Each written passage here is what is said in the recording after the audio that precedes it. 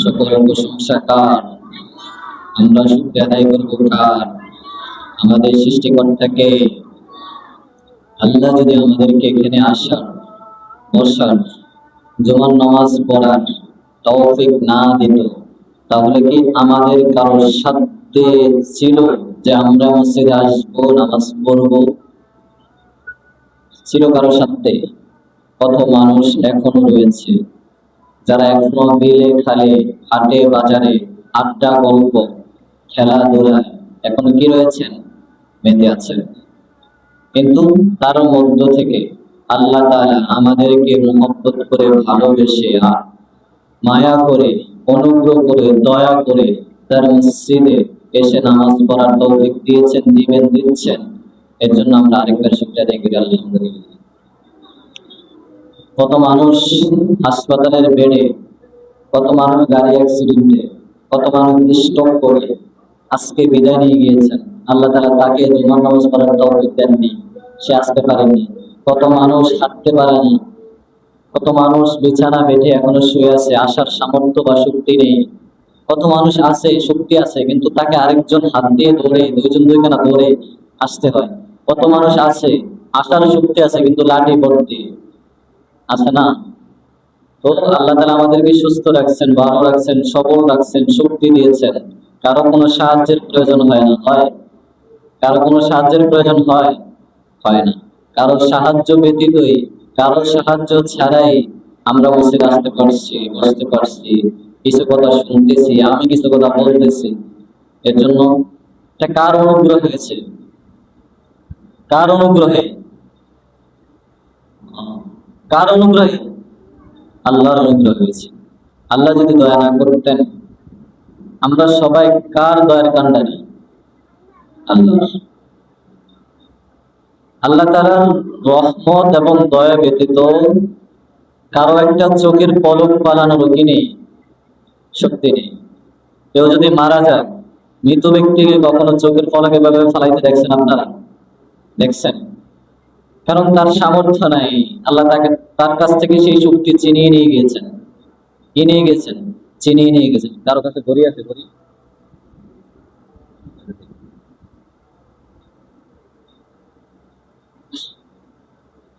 তাহলে তাকে আল্লাহ সেই শক্তি দেননি, শক্তি ছিল, তার কাছ থেকে সেই শক্তি কি নিয়ে গিয়েছেন? ছিনিয়ে নিয়ে গিয়েছেন।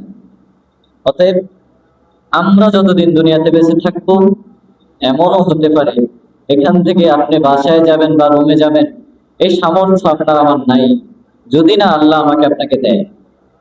যদি না দেয় তাহলে নেই। এমনও হতে পারে আপনারা এখান দিয়ে আসছেন, ওইখানে দুইটা ইট রয়েছে, ইটের সাথে একটা উষ্টা খেয়েছেন। এই উষ্টা খাওয়ার মুহূর্তে আল্লাহ তাআলা আপনার জানটাকে নিয়ে গেছে। হতে পারে না? কত মানুষ আছে ভাই, কত যুবক কিন্তু আছে,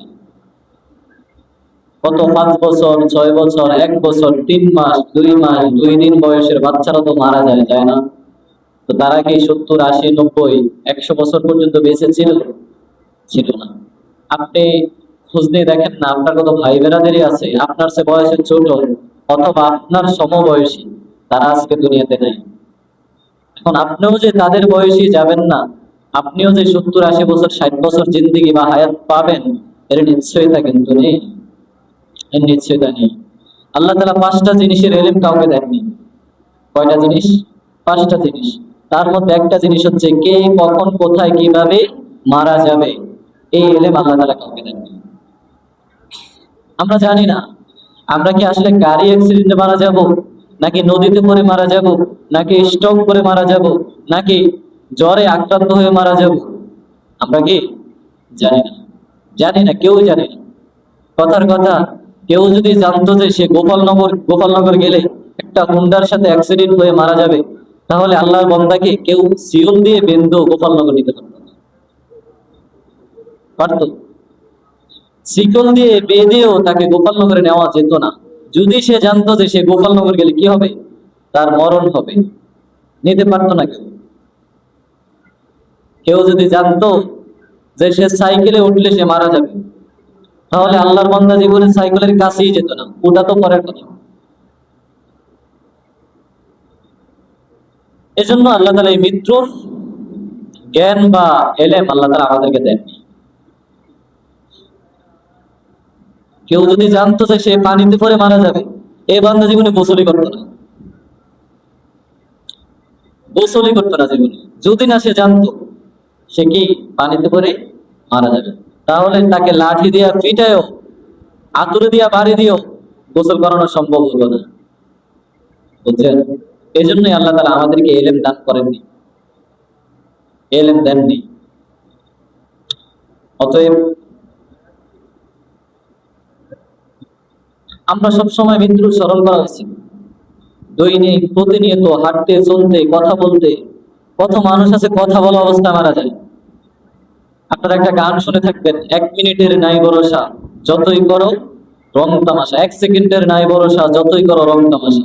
এই গানটা যে লিখছে, যে শিল্পী লিখেছে গানটা, স্টেজে উঠছে গাওয়ার জন্য, গাইবে, যখন মাইক হাতে নিয়েছে 1 সেকেন্ড মুখে বলার সাথে সাথে মুহূর্তের মধ্যেই মাঠে ঢুকে পড়ছে, সাথে সাথে দুনিয়ার ছেড়ে চলে গেছে।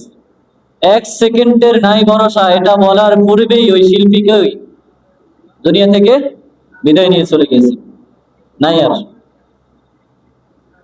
তো ওই শিল্পী যদি জানতো যে এই গান লিখলে, এই গান গাইলে তার মরণ হবে, তাহলে ওই শিল্পী জীবনে গাইতো, এই গান গাইতো, বলতো? তার মুখ থেকে জীবনে কেউ বাইর করতে পারতো এটা, যে 1 সেকেন্ডের নাই ভরসা? পারতো না। অতএব দুনিয়াটা আসলে থাকার জায়গা না, দুনিয়া আমার আপনার কারোই কিনা আপন না। যাই হোক, আমি কোরআনুল কারীম থেকে সূরাতুল আল আরাফের 179 নং আয়াত তেলাওয়াত করেছি। এই আয়াত আনুষঙ্গিক কিছু কথা আপনাদের সম্মুখে উপস্থাপন করব, আল্লাহ তাআলা যদি আমাকে তৌফিক দান করে। দেখেন, আল্লাহ তাআলা আমাদের প্রত্যেককে বানানোর একটা মাকসাদ আছে, একটা উদ্দেশ্য আছে। কেউ যদি গোপালনগর যায় আর তাকে যদি আপনি জিজ্ঞেস করেন যে ভাই আপনি গোপালনগর কেন যাচ্ছি, যদি সে বলে যে আমি জানি না, এমনি যাচ্ছি, তো উদ্দেশ্যবিহীন অথবা কোনো প্রয়োজন ছাড়া কাজকর্ম বা কোথাও যায় কে? পাগলে, পাগলে যায় না? আপনি কথার কথা, আমি যদি গোপালনগর যাই, আপনি যদি আমাকে জিজ্ঞেস করেন আচ্ছা আপনি কোথায় যাচ্ছেন, তো আমি গোপালনগর যাচ্ছি, কেন যাচ্ছেন? এমনি। কেন? এমনি যাচ্ছি। তো এমনি এই কথাটা তো পাগলের, পাগলের না? এখন আমি যদি বলি যে আমি এমনি গিয়েছি, তখন কি আপনি আমাকে পাগল ছাড়া কিছু বলবেন? বলবেন না।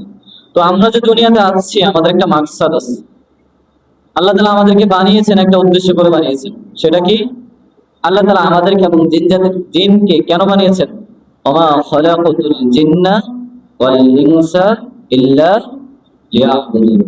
আল্লাহ তাআলা মানুষ এবং জিনকে বানিয়েছেন তার কি করার জন্য? ইবাদত করার জন্য। তার কি করার জন্য? ইবাদত করার জন্য। এই যে ইবাদত, এই ইবাদত কিন্তু আল্লাহ তাআলার সাহায্য ব্যতীত আপনি করতে পারবেন না, আল্লাহ তাআলার নুসরত ব্যতীত আপনি ইবাদত করতে পারবেন না।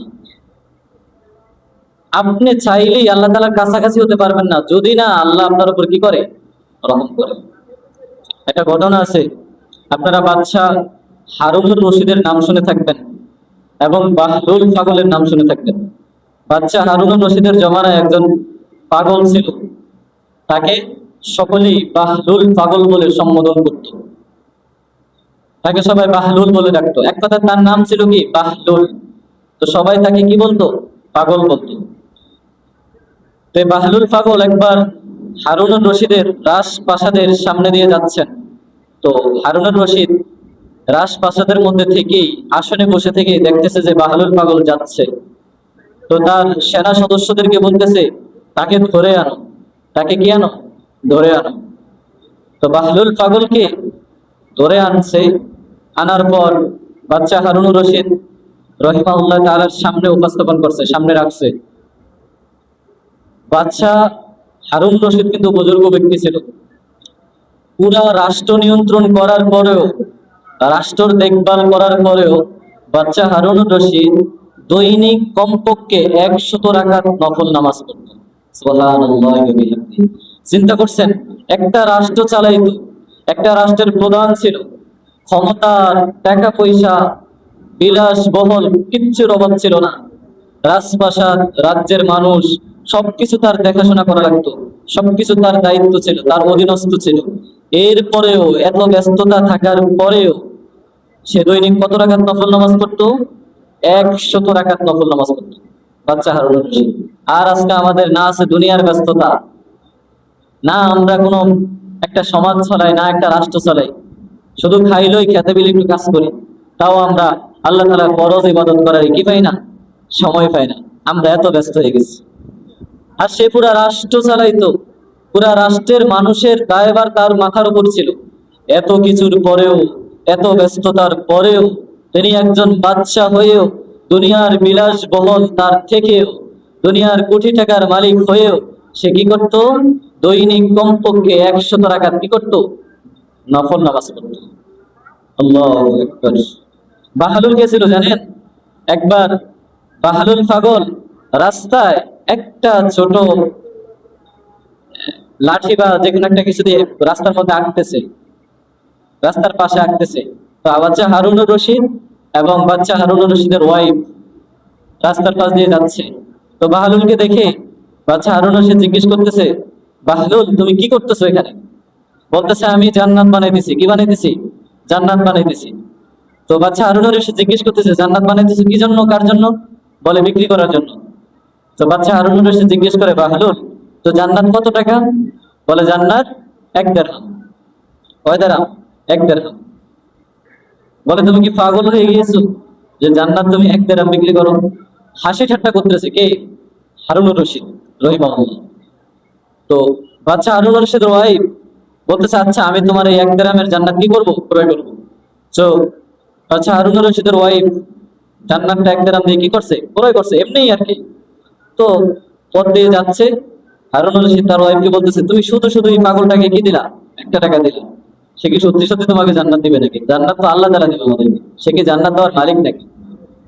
যাই হোক, বাচ্চা হারুনুর রশিদের ওয়াইফ কিছু বলে নাই। রাত্রে দুইজন ঘুমিয়ে পড়ছে। এই ঘুমানোর মধ্যেই বাচ্চা হারুনুর রশিদ একটা জান্নাত দেখছে। সে জান্নাত পর্যন্ত গিয়েছে। জান্নাত পর্যন্ত যাওয়ার পর জান্নাতের গেটে দারোয়ান থাকে, দারোয়ান থাকবে, ফেরেশতা আর কি। তো ফেরেশতাকে বলতেছে, আমি এই জান্নাতে কি চাই? ঢুকতে চাই। বলে না, এটা তো তোমার জান্নাত না, এটা তোমার ওয়াইফের জান্নাত। তার অনুমতি ছাড়া তোমাকে জান্নাতে ঢুকতে দেওয়া হবে না। তার অনুমতি ছাড়া কি জান্নাতে ঢুকতে দেওয়া হবে না। এরই মধ্যে বাচ্চা হারুনুর রশিদের ঘুম ভেঙে গেছে। স্বপ্নে দেখছে আর কি, ঘুম ভেঙে গেছে। এখন বাচ্চা হারুনুর রশিদ চিন্তিত যে আমার ওয়াইফ কি এমন আমল করছে যে আমলের কারণে আল্লাহ তাআলা তাকে এত মর্যাদা দান করছে, তাকে আল্লাহ তাআলা জান্নাত দান করছে। কি এমন আমল করছে এটা আমার জানতে হবে। তো ওয়াইফের কাছে গিয়েছে, গিয়ে জিজ্ঞেস করতেছে, এ বেবি তুমি কি এমন আমল করেছো যে আল্লাহ তাআলা তোমাকে এত মর্যাদা দান করছে, আল্লাহ তাআলা তোমাকে জান্নাত দিয়েছে? বলে কই, মানে মনে করতেছে, হারুনুর রশিদ ওয়াইফ মনে করতেছে এমন কোন আমলের কথা মনে করতেছে না। পরে ভাবতেছে ওই পাগলটাই যাকে আমি 1 টাকা দিয়েছিলাম, 1 দিরহাম দিয়েছিলাম, সেটাই হয়তো, সেটাই কি হয়তো। তো বাচ্চা হারুনুর রশিদ পরদিন সকাল হওয়ার সাথে সাথেই বাহলুল পাগলের কাছে গিয়েছেন। বাহলুল পাগল দেখতেছে আগের মতোই করতেছে। তো বলতেছে, হে বাহলুল আজকে কি করতেছো? বলে আজকে আমি জান্নাত বানাইতেছি। কি জন্য? বিক্রি করার জন্য। তো বাচ্চা হারুনুর রশিদ বলতেছে, কত টাকা? বলতেছে তোমার রাজত্বের অর্ধেক। বলে তুমি কি পাগল হয়ে গিয়েছো? কালকে তুমি জান্নাত বিক্রি করছো আমার ওয়াইফের কাছে মাত্র 1 দিরহাম, আজকে তুমি আমার রাজত্বের পুরো অর্ধেক চাচ্ছ? বলে কালকে তো তোমার ওয়াইফ জান্নাত না দেখে নিয়েছে আমার কাছ থেকে, কালকে তোমার ওয়াইফ আমার কাছ থেকে জান্নাত না দেখে ক্রয় করেছে, আর আজকে তো তুমি জান্নাত দেখে আমার কাছ থেকে ক্রয় করতেছ। সুবহানাল্লাহ। চিন্তা করছেন? বাচ্চা হারুন রশিদ তো অবাক, তুমি জানো কোনে যে কেমনে যে আমি জান্নাত দেখেছি? বুঝছেন? এই ছিল বাহলুল পাগল। দুনিয়াতে অনেক মানুষ আছে যাদেরকে দেখতে পাগলের মতো, চলাফেরা পাগলের মতো, তাদের চাল চলন বেশ পাগলের মতো, কিন্তু তারা কিন্তু প্রকৃত আল্লাহ, প্রকৃত আল্লাহ। এমন অনেক মানুষ দুনিয়াতে আছে, আমরা আপনার বুঝি না, আমাদের ওই দেখার চোখ নাই বা বোঝার সেই অনুভব করার মতো সেই দিল আমাদের নাই, আমরা অনুভব করতে পারি না। এমন অনেক মানুষ আছে, দেখবেন একেবারে সাধারণ মানুষের মতো চলাফেরা, দেখতে পাগল, সবাই পাগল পাগল বলে ডাকে, কিন্তু আসলে সে কার পাগল? আল্লাহর পাগল। তো বাচ্চা বাহলুলকে তার সামনে দাঁড় করিয়েছে, করানোর পর জিজ্ঞেস করতেছে, বাহলুল তুমি আল্লাহ তাআলার এত নিকটবর্তী কিভাবে হয়েছো? বলে আপনি যেভাবে আমাকে ধরে নিয়ে আসছেন এভাবে হয়েছি। বলে মানি, ঘটনা মনে নাই যে বাহাদুর পাগল বাচ্চা রাজপ্রাসাদের সামনে দিয়ে যাচ্ছিলেন, এমন তো মুহূর্তে হারুনুর রশিদ তার সৈনিকদেরকে দিয়ে, তার সৈন্যদেরকে দিয়ে বাচ্চা বাহালুলকে ধরে নিয়ে আসছেন, এনে তার সামনে দাঁড় করিয়েছেন। দাঁড় করানোর পর তাকে জিজ্ঞেস করছেন যে বাহালুল, তুমি আল্লাহ তাআলার এত নিকটবর্তী, এত কাছাকাছি কিভাবে হয়েছো? এত কাছাকাছি কিভাবে হয়েছো? কি এমন আমল করেছো যে আল্লাহর কাছে এত নিকটবর্তী তুমি হয়েছো? বলে ওই যে আপনি আমাকে যেভাবে রাস্তার থেকে ধরে আনছেন, আমি ঠিক এভাবেই আল্লাহ তাআলার কাছাকাছি হয়েছি। বলে মানি, বিষয়টা তো বুঝলাম না। বলে বাচ্চা দেখো, আমি যদি নিজ ইচ্ছায় তোমার সাথে দেখা করতে চাইতাম, কত পারমিশন, কত মানুষের কাছ থেকে মানে পারমিশন নেওয়া লাগতো, তোমার সৈন্যদের কাছ থেকে পারমিশন নেওয়া লাগতো, তোমার দারোয়ানের কাছ থেকে পারমিশন নেওয়া লাগতো, কত মানুষের কাছে জিজ্ঞেস করা লাগতো, কত ঘোরাঘুরি করা লাগতো। আর তুমি চাইছো বিদায় আমাকে তোমার সৈন্য দিয়ে ধরে আনছো, আমি ইচ্ছা করি না। তো ঠিক আমরা যদি আল্লাহ তাআলার প্রিয় হতে চাই, কত ইবাদত করা লাগবে, কত নামাজ পড়া লাগবে, রাত্রে কত তাহাজ্জুদ করা লাগবে, তাও নিশ্চিত না যে এই ইবাদতই আল্লাহ তাআলা নিকটবর্তী আমাদেরকে করে দিবে, এই নামাজই আল্লাহ তাআলা নিকটবর্তী করে দিবে আমাদের। কারণ আমরা তো জানি না আমাদের ইবাদত কবুল হয় কিনা, আমাদের নামাজ কবুল হয় কিনা, আমরা জিকির করি, আমাদের জিকির আল্লাহ তাআলা দরবারে কবুল হয় কিনা। যেহেতু এগুলো হচ্ছে মাধ্যম আল্লাহ তাআলা প্রিয় হওয়ার, তাও যে আল্লাহ তাআলা আমাদেরকে প্রিয় করবে এই নিশ্চয়তা আমাদের নাই। দিন শেষে আল্লাহ বলেছে, আমার ইবাদত তোমাকে আমার নিকটবর্তী করে না, আমার আমল তোমাকে আমার নিকটবর্তী করে না, তোমার নামাজ, তোমার ইবাদত তোমাকে আমার নিকটবর্তী করে না। আমাকে তোমার নিকটবর্তী করে আমার দয়া, তোমাকে আমার নিকটবর্তী করে আমার দয়া। আমি যদি চাই তাইলেই তুমি আমার নিকটবর্তী হতে পারবা, যদি আমি না চাই তাহলে তুমি আমার নিকটবর্তী হতে পারবে না। একজন বুজুর্গ ব্যক্তির মুখের কথা শুনেছি যে দুনিয়ার মানুষ ইবাদত করবে এই আশায় যে এটা আল্লাহ তাআলার হুকুম, এই আশায় যাতে ইবাদত না করে যে ইবাদতে আমাকে জান্নাত দিবে। আল্লাহ তাআলা আমাকে বলেছেন নামাজ আদায় করতে, 5 ওয়াক্ত নামাজ আদায় করতে, এটা আল্লাহর হুকুম, এটা আমাকে জান্নাতে নিয়ে যাবে এমন না। আমাকে আপনাকে জান্নাতে নিয়ে যাবে একমাত্র আল্লাহ তাআলার দয়া অনুগ্রহ। এছাড়া ইবাদত দিয়ে, নামাজ দিয়ে, দান সদকা দিয়ে আমরা জান্নাতে যেতে পারবো এমনটা না। যদি না আল্লাহর অনুগ্রহ, দয়া, নুসরত আমার আপনার মাথার উপরে না থাকে, তাহলে আমি আপনার জান্নাতে যেতে পারবো না। বুঝছেন? তো বাচ্চা হারুনুর রশিদ চোখের পানি ছেড়ে দিয়েছে, কান্না করে দিয়েছে। বুঝছেন? তো আমি চাইলেই আল্লাহর সামনাসামনি হতে পারবো না, আমি চাইলেই আল্লাহর নিকটবর্তী হতে পারবো না। এজন্যই দোয়া করার সময় শুধু দোয়া করা এটাই, আল্লাহ তুমি আমাকে অনুগ্রহ করো, তুমি তোমার দয়া আমার মাথার উপরে রাখো, আমার উপর অনুগ্রহ করো।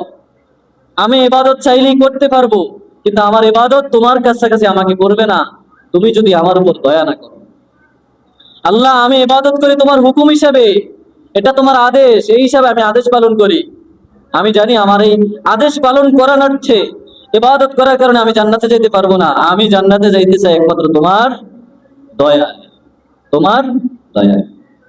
আজকে মানুষ দুনিয়া সম্পর্কে গাফেল হয়ে গিয়েছে, দুনিয়া সম্পর্কে গাফেল হয়ে গিয়েছে, একদম গাফেল হয়ে গিয়েছে।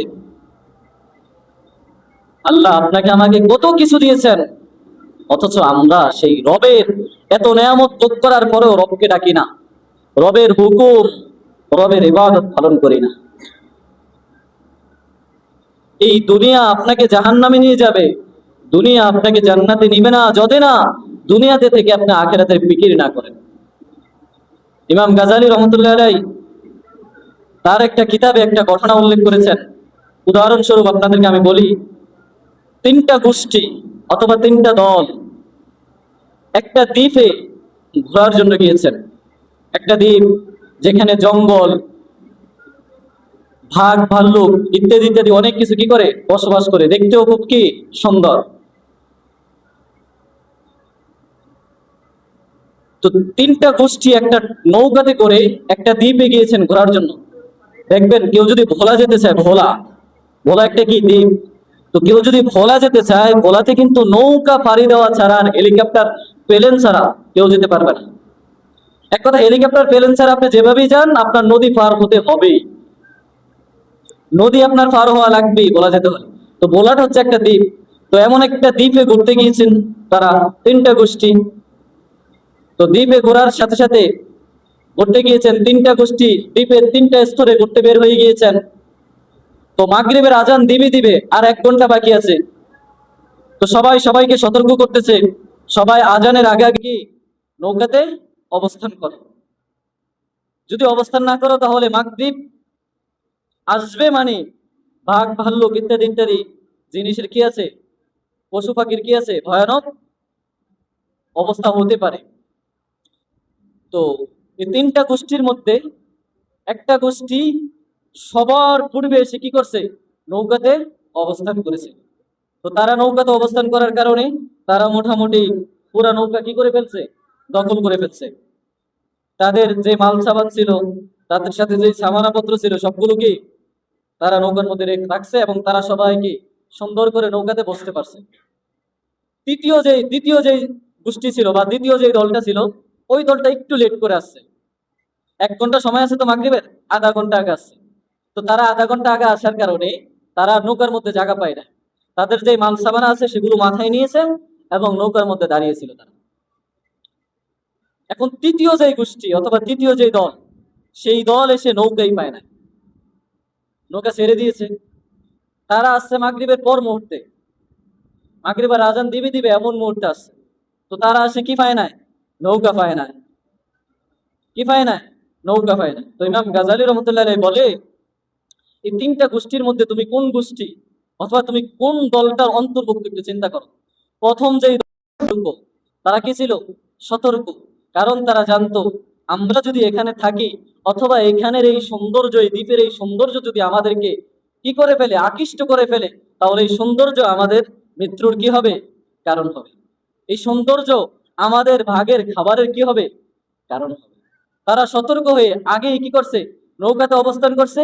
আগে অবস্থান করার কারণে তারা সুখ এবং শান্তিতে নৌকাতে অবস্থান করছে, তাদের মালামাল গুলো সুন্দরভাবে রাখছে এবং আরামসে তারা নৌকার মধ্যে বসছে। তৃতীয় যে দলটা ছিল, তারা একটু ছিল উদাসীন। তারা একটু কি ছিল, উদাসীন। তারা মনে করছে একটু দেখি না, দেখে যাবই। তো তারা তাদের এই উদাসীনতা এক পর্যায়ে বুঝতে পারছে, না আমরা যদি এই দুনিয়ার মুখে পড়ে, দুনিয়ার মোহে পড়ে উদাসীন হয়ে যাই, তাহলে এই বাল্যক বাঘ ভাল্লুকের আমরা খাবারে কি হবো, পরিণত হবো। তারা একটা পর্যায়ে এসে বুঝতে পারছে, না আমাদের ফিরে যাওয়া উচিত। আমাদের কি যাওয়া উচিত, ফিরে যাওয়া উচিত। তো ইমাম গাজালী রহমতুল্লাহ আলাই যে প্রথম দলটা ছিল, তাদেরকে একটু বেশি সতর্ক সতর্ক দল বলেছেন, মানে তারা ছিল কি বুদ্ধিমান। আর যারা একটু পরে আসছেন তারা বুদ্ধিমান ছিল না, কিন্তু শেষ পর্যায়ে এসে তারা তাদের ভুলটা কি পারছে, বুঝতে পারছে। তো এই 2 সারির লোক বেঁচে গিয়েছেন।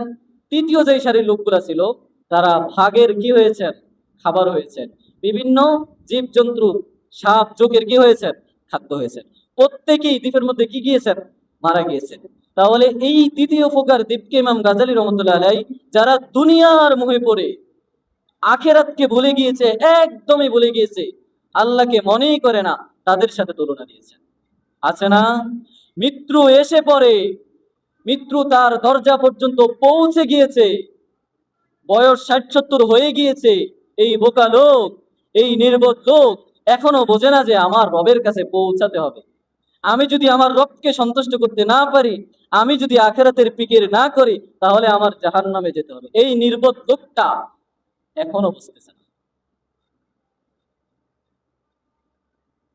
আপনি একটু চিন্তা করেন, ঘটনাটা থেকে আপনার আমার জন্য, যদিও ঘটনাটা শুনতে মজার না, শুনতে ভালো লাগে না, কিন্তু চিন্তা করেন, তিনটা দল, একটা দল একটু কম বুদ্ধিমান ছিল, শেষ পর্যায়ে এসে তারা তাদের বিষয়টা বুঝতে পারছে, ফিরে আসছে তারা।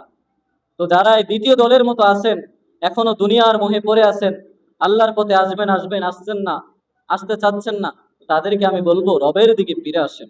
রব আপনাকে বারবার প্রতি সেকেন্ডে প্রতি মিনিটে আপনাকে আমাকে স্মরণ করে, বান্দা আমার কাছে তুই ফিরে আয়, তওবা কর, ফিরে আয় তুই আমার কাছে। তৃতীয় দলের মধ্যে অন্তর্ভুক্ত হয়েন না, এই দুনিয়ার মোহে, এই দুনিয়ার মায়ায় পড়েন না। এই দুনিয়া আপনাকে কিচ্ছু দিবে না, কিচ্ছু দিবেন না, দুনিয়া কিছু দিবে না আপনাকে। আপনি মরেন না, আপনি মরেন আজকে, কিচ্ছু আপনার মৃত্যুর সঙ্গে যাবে না। আপনাকে